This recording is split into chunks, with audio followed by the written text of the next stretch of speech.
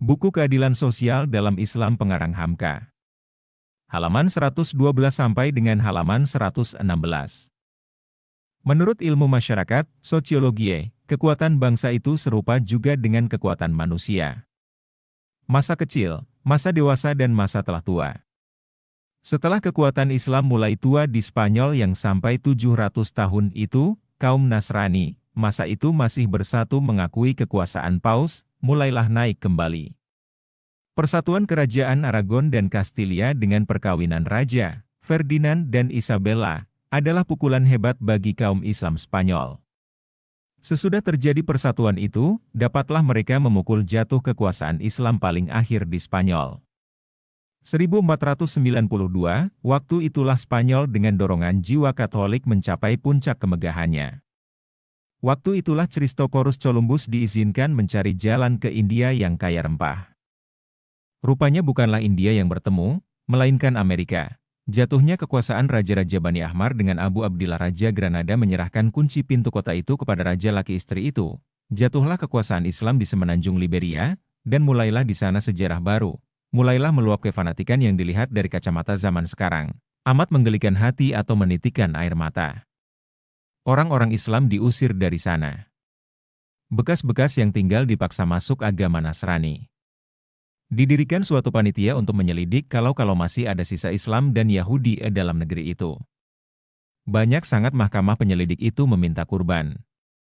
Karena bukan perkara yang mudah hendak menghapuskan suatu golongan bangsa yang telah 700 tahun hidup dan bertanah air di sana. Kefanatikan agama bukan sedikit, merusakkan kebudayaan, kitab-kitab ilmu pengetahuan pusaka Islam dibakari. Kadang-kadang rumah orang pun diselidiki kalau di sana masih dilakukan upacara keislaman. Banyak orang yang terpaksa memeluk Kristen pada lahir, padahal batinnya masih tetap Islam. Siang hari anaknya dipaksa belajar Nasrani ke gereja, malamnya ayahnya mengajarinya KWRan kembali. Hapusnya kekuasaan Islam di Spanyol itu, sampai sekarang meninggalkan luka yang amat besar dalam jiwa orang Islam. Spanyol dinamainya Al-Firdaus Al-Mafqud, surga yang hilang. Di tahun 1492 dengan resmi habis kekuasaan terakhir Islam di negeri itu. Maka di tahun 1511 mulailah Portugis menyerang kerajaan Islam Malaka. Mulailah penjajahan lama ke negeri-negeri Islam yang didorongkan oleh kefanatikan agama itu. Bangsa Melayu di Filipina yang tidak mau memeluk Katolik dinamai golongan Moro, yaitu nama yang diberikan orang Spanyol kepada kaum Islam di Spanyol satu sendiri. Sesudah itu berturut-turutlah penjajahan Barat atas Timur. Yang pada hakikatnya ialah keyakinan agama, melanjutkan perang salib. Berturut-turut sejak Portugis, Spanyol, Belanda, Inggris, Perancis. Adapun terhadap Turki yang dipandang sebagai orang yang tercoreng di kening bangsa Eropa itu, senantiasalah diperbuat macam-macam usaha agar dia pun terusir kembali ke Asia Kecil tempat asalnya.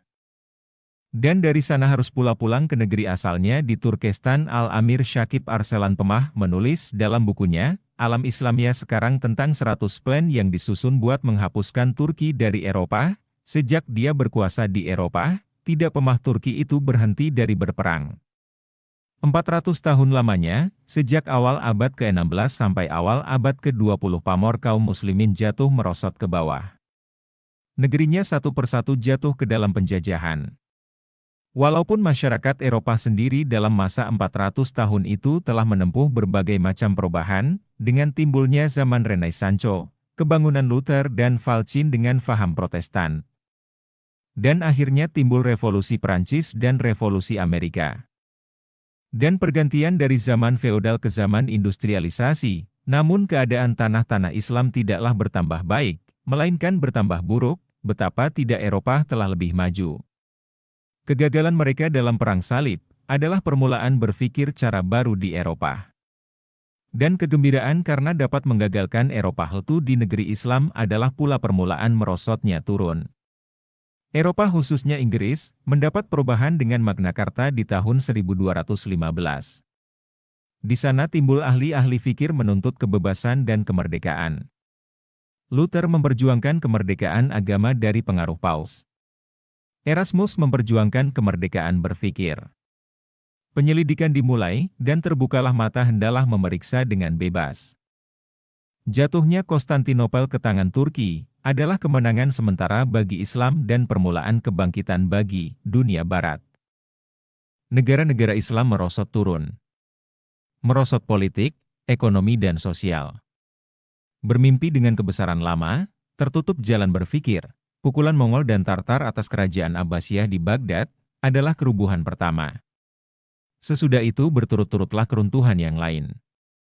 Malaka yang baru berumur 100 tahun, jatuh. Kerajaan Mongol yang didirikan Babur dan keturunannya Akbar, Aurangzeb, Jahangir dan Shah Jahan pun jatuh. Jatuh dan bobrok, mumuk dan rapuh. Semata keyakinan dengan tidak ilmu pengetahuan tidak ada faedahnya. Ternyata barisan Napoleon yang teratur seketika menaklukkan Mesir, tidak dapat ditangkis dengan hanya membaca surat Yasin dan hadis Bukhari. Tinggal satu pertahanan penghabisan, yaitu Turki. Seakan akan diatur dengan sistematis pengepungan itu oleh bangsa-bangsa Eropa dalam masa 400 tahun. Kekuasaan di Balkan jatuh satu persatu. Tunis dan Maroko dikuasai Perancis. Mesir diduduki oleh Lenggris. Kekuasaan Islam di Kaukasus dicabut satu persatu oleh Tsar Rusia. Dan 300 tahun lamanya Indonesia yang baru saja memeluk Islam, tidak dibiarkan bergerak oleh Belanda.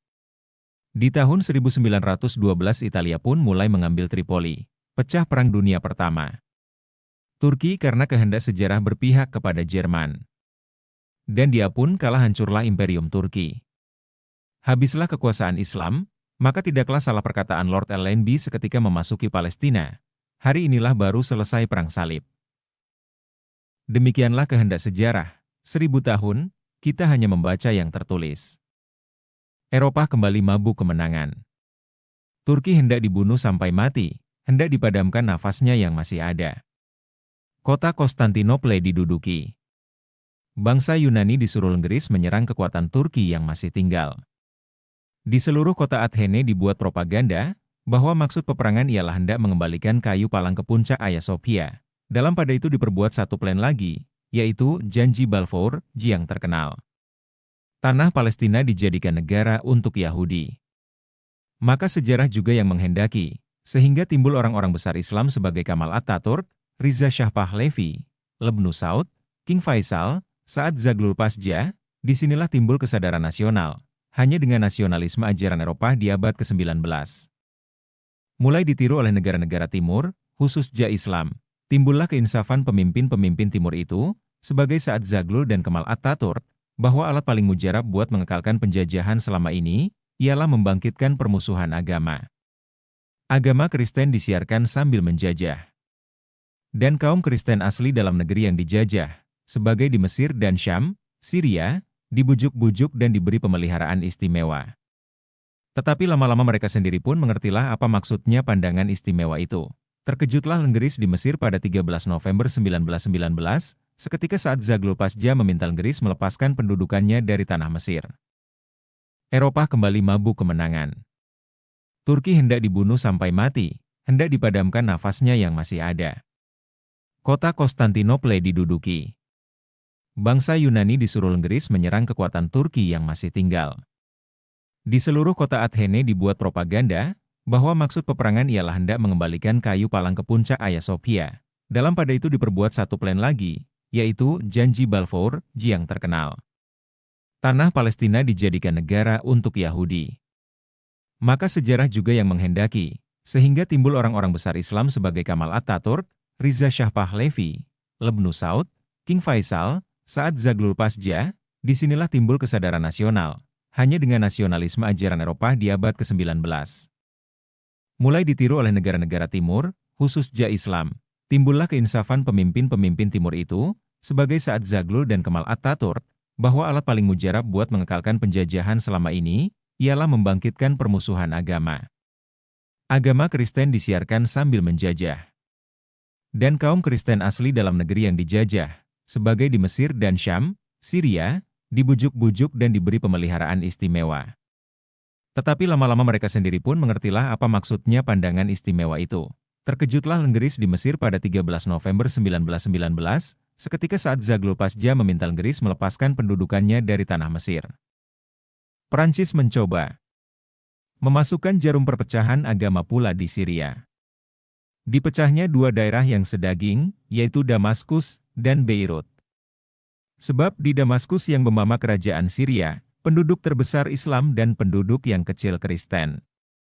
Diperbuatnya pula negara Libanon, yang penduduknya terbanyak Kristen dan Islam sedikit. Tetapi rakyat tidak mau dibegitukan lagi, datang pemimpinnya Sultan Pasja al-Atras dengan sembojannya yang masyhur, Ed-dinulillahi, wal-wathanu fawqal jami, agama adalah hubungan kita dengan Tuhan. Tanah air adalah pikulan bersama. Serentak pula kembali Islam dan Kristen mengadakan berontak di tahun 1925. Mau apa, semua tahulah sudah tipu daya Barat. Dia hendak meneruskan kefanatikan lama dalam penjajahan, meskipun tidak disebut Palestina diserahkan kepada Yahudi. Maka sebelum Perang Dunia Kedua, Palestina berontak Mufti Amin al-Husaini sebagai pimpinan jiwa tertinggi. Bertemulah waktu itu bendera perjuangan yang jarang dikenal dalam sejarah. Bendera bersemboyan gabungan kayu palang, bulan sabit, saya baru saja pulang dari perlawatan ke negara-negara Islam itu. Nampak benar bagaimana aman mereka dalam negara yang merdeka, kembali kepada ajaran yang suci. Seakan-akan orang Kristen Kopti di Mesir dan Kristen Maronis di Syam berkata, sebelum penjajahan Eropa datang, kami hidup damai. Kami Kristen, jauh sebelum Nabi Muhammad menegakkan kerajaan Islam. Masyarakat kami terjamin. Kami bernegara satu, berbangsa satu. King Faisal cucu Nabi Muhammad itu, pernah berpidato di muka umum di Damaskus ketika dia dilantik menjadi Raja Syria. Saya adalah seorang anak Arab, sebelum saya seorang Islam, sekarang kita lihat susunan yang menarik hati. Di dalam kerajaan Syria, presidennya seorang Muslim dan Perdana Menterinya Muslim, dan wakilnya di Perserikatan Bangsa-Bangsa, ialah Faris al-Chauri yang beragama Kristen. Di Libanon presidennya Kristen, Sheikh Basjarah al-Churi, dan Perdana Menterinya Islam, Said Rian Asul, 1. Di sana ada Universitas Islam, di sana ada Universitas Kristen. Tidak heran, karena memang begitu jiwa yang dipusakai dari Nabi Muhammad, bahasanya hanya satu, bahasa Arab. Kebudayaannya hanya satu kebudayaan Islam. Kebudayaan yang luas, yang tidak menolak kebudayaan lain, karena dasarnya ialah rasio akal. Setelah habis Perang Dunia Kedua bertambahlah mereka mengokohkan diri. Didirikan Liga Arab. Liga Arab mempunyai satu cabang, yaitu cabang kebudayaan. Ketuanya ialah seorang ahli kebudayaan yang masyhur Dr. Ahmad Amin B. Kongres pertama, 1948, diadakan di Beirut, ibu kota Republik Libanon. Tahukah Tuan bahwasanya dunia Arab khususnya dan dunia Islam umumnya, mengakui berhutang budi tentang kemajuan literatur Arab kepada beberapa orang Arab Kristen? Basjarah Ta'la yang mendirikan harian Al-Ahram di Mesir, Jarji Zaidan yang mengarang beberapa ilmu pengetahuan tentang tarikh Islam, Gibran Chalil Gibran penyair, Chalil Matran penyair, Makram Ubaid pemimpin politik dari Partai Kotlah, Faris al-Churi ahli pidato dan hukum di Leg Sukses, Amin Raihani filosof, Michail Naimah pengarang, Fuad Sarruf anggota Lembaga Bahasa Arab di Mesir dan Pendeta Karamli, semuanya orang Kristen. Kalau orang mempelajari literatur Arab, orang mesti bertemu dengan nama-nama yang gemilang ini. Ada di antara mereka yang hafal Quran. Sebagai Makram Ubaid, Syekh Nashif al-Jaziji. Dan ada yang sangat berjasa mengarangkan satu ensiklopedia Islam, yaitu Petrus al-Bustani. Di Libanon presidennya Kristen, Syekh Basjarah al-Churi, dan Perdana Menterinya Islam, Said Rian Asul, 1. Di sana ada Universitas Islam, di sana ada Universitas Kristen. Tidak heran, karena memang begitu jiwa yang dipusakai dari Nabi Muhammad, bahasanya hanya satu, bahasa Arab. Kebudayaannya hanya satu kebudayaan Islam. Kebudayaan yang luas, yang tidak menolak kebudayaan lain, karena dasarnya ialah rasio akal. Setelah habis Perang Dunia Kedua bertambahlah mereka mengokohkan diri. Didirikan Liga Arab. Liga Arab mempunyai satu cabang, yaitu cabang kebudayaan. Ketuanya ialah seorang ahli kebudayaan yang masyhur Dr. Ahmad Amin B. Kongres pertama, 1948, diadakan di Beirut, ibu kota Republik Libanon.